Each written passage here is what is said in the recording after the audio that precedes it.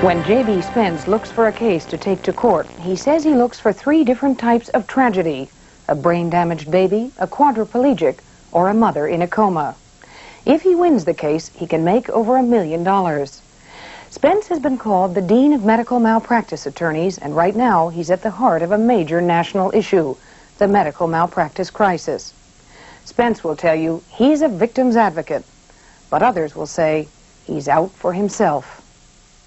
Every one of these cases is like a detective story. Brain damaged baby, a death on the operating room table, anesthesia mishandled. Think of this setting.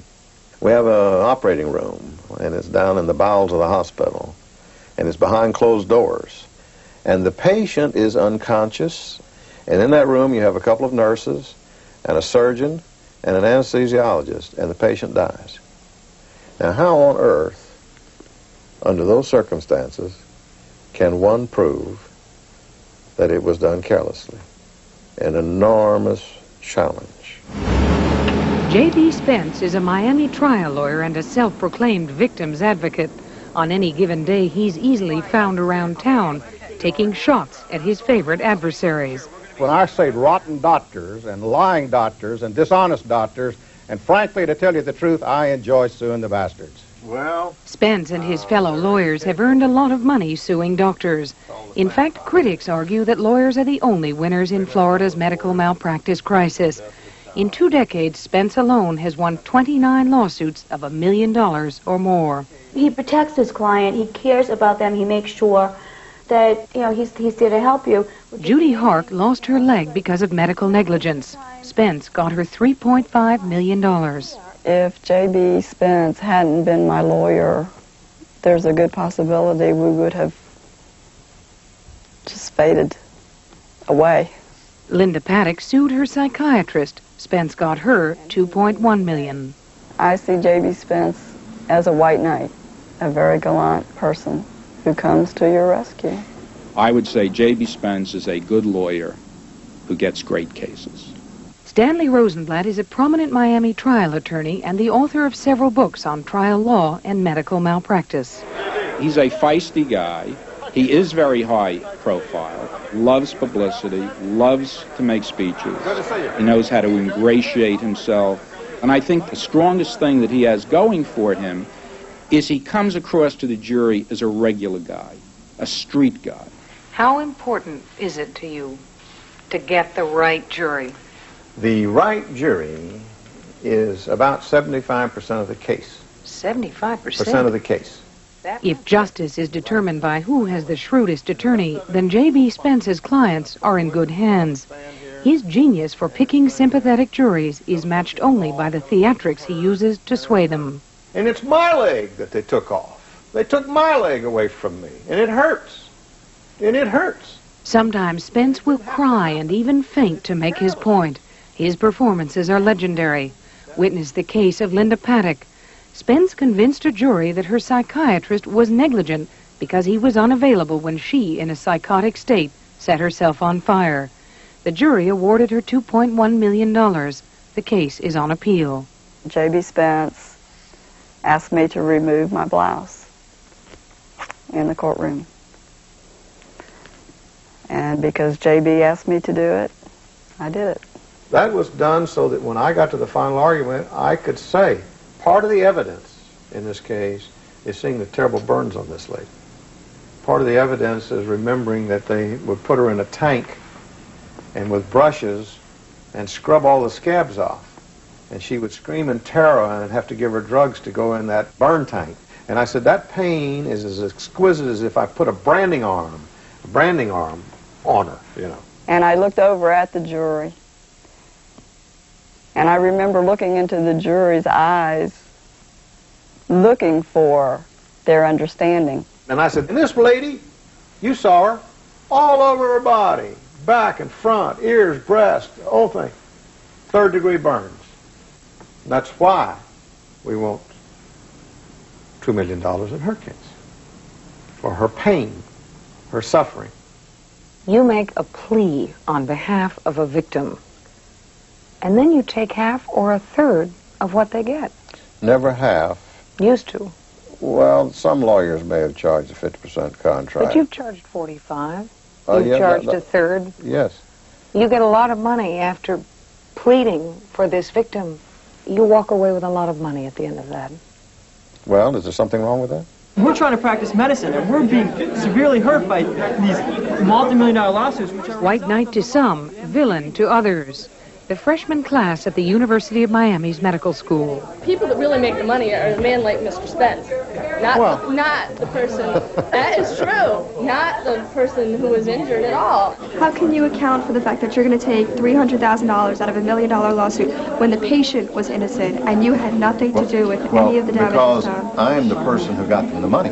Why not set a flat $50,000 fee for each case? Oh, Why do you think that you can take $300,000 of what the doctor did to someone else? And I've earned it. I've earned it. Spence, like all malpractice attorneys, is a gambler. If he wins, he pockets a percentage of his client's award. If he loses, he gets nothing. But last year alone, Spence's firm earned $25 million. We have another sailboat. With a string of victories behind him, Spence and his wife enjoy an expensive lifestyle. With fortunes to be made in this business, some Florida lawyers are extremely aggressive. You can be represented by Philip Auerbach Law Offices. Some law firms will spend thousands of dollars advertising on television, hoping to snare a $1 million case. I think that's disgraceful and tacky and unprofessional. And we do have some lawyers that are greedy. And sadly, in all of these professions, we have people that don't live up to the standards that they're supposed to live up to.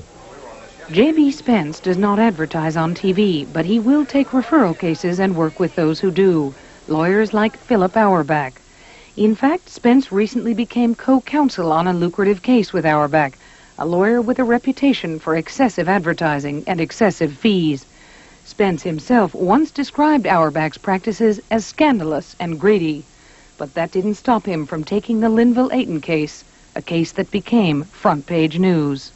In January of 1985, Linville-Ayton took Madeline Ford, his common-law wife of 20 years, to a Miami hospital to deliver their sixth child. But the procedure was botched and Ford was left in a coma, permanently brain damaged. After hearing about one of Auerbach's ads, Ayton decided to sue and hired Auerbach's firm. But the case was complex and the stakes high, so Auerbach turned to Spence. Mr. Spence, you sat here and told me that you don't approve of television advertising attorneys. It's true. Why did you enter into an agreement with them in that case if you disapprove so strongly as you say you do? Well, I don't think the fact that they got the case through a TV ad is material to me. But when the case was over, Spence and Auerbach, his TV partner, received almost half of the $3.5 million settlement. That's $1.6 million. Looking at it, something crazy happened in that case. A couple of lawyers became instant millionaires. The healthcare industry was beautifully taken care of by the rest of the money taking care of a comatose woman. But incredibly, the spouse, common law spouse apparently, and 6 children of this woman got basically nothing. Here's a man who has no education, no money, no way to earn a living because of a health problem, and his children's mother is incapacitated. She gets a $3.5 million settlement, and what does he get? Nothing. The only claim under the statutes of the Florida Supreme Court was the lady's claim for her own injuries. Under the law, Ayton was not entitled to any money because he was not legally married to Mrs. Ford, nor would the children receive money unless their mother were to die. But Ayton insists the lawyers never made that clear to him. Meanwhile, though he and his children would benefit financially, Ayton refuses to turn off Madeline Ford's life support, even as her medical bills rapidly shrink her funds. His original attorneys tell me, and have told the court, that they advised him at length that what the case was about. That the case. Let me show you something, because I think it's important. And Mr. Ayton showed us this. It comes from the original attorneys. When Ayton first met with Auerbach's firm, he says they told him the family would receive money if he signed with them and they won the case. a claim the firm now denies. But a year later, Auerbach's firm sent Ayton this document, a proposed settlement from the insurance company that clearly provided money for Ayton's family.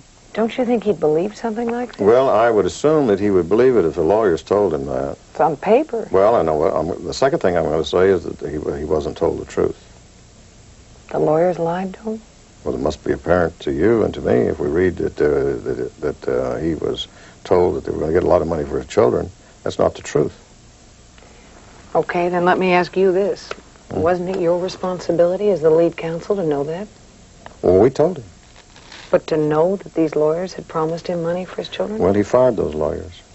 Ayton did try to fire those lawyers, but he failed. Though the lawyers once tried to get him $100,000, a judge denied the request, and Ayton felt deceived.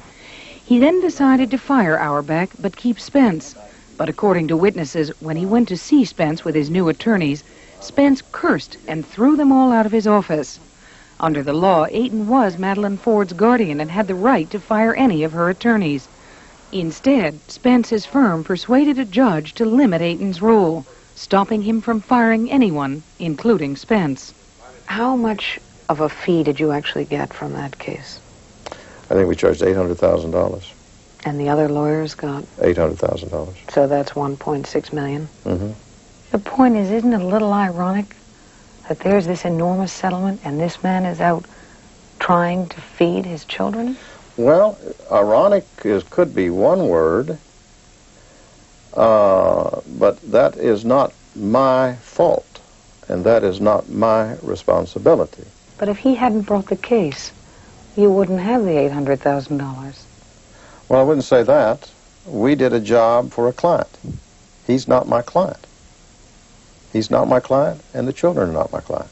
Here is a lawyer who is primarily interested in lining his own pockets and giving Phil Auerbach a substantial referral fee so that he would continue to get big cases in the future based on Auerbach's advertising, and Spence could still be perfectly clean. The thing that shocks me in this case, and the thing that I am most critical of, is I don't think that a talented, skilled, experienced lawyer like J.B. Spence was in any way creative in the sense of trying to get money to Linville Ayton and the children, and I think that could have been very easily accomplished in this case.